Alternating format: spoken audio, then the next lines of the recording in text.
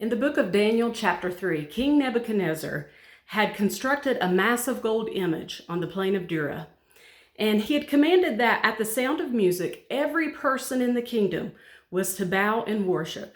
It was a public, pressured moment, an entire culture being called to conform. But three Hebrew young men, Shadrach, Meshach, and Abednego, refused to compromise their devotion to God, even under threat of death. Their response was steady and bold. They believed God was able to deliver them, but even if he didn't, they still would not bow.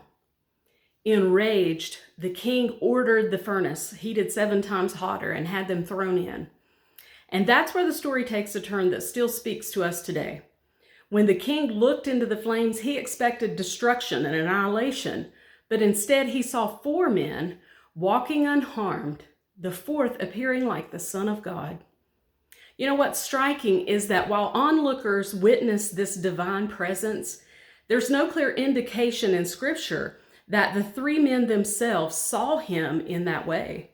They simply stood in faith, even when the fire surrounded them. And that's the parallel for us. There are moments in life when life feels like the furnace. It's intense and it's uncertain, it's scary. Our vision gets blurred by the heat of what we're facing.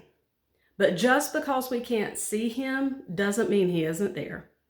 God's presence isn't dependent on our perception. In fact, many times it's the people watching our lives who catch glimpses of his faithfulness before we do. The fire doesn't mean we've been abandoned. It may just be the very place where he is walking closest beside us.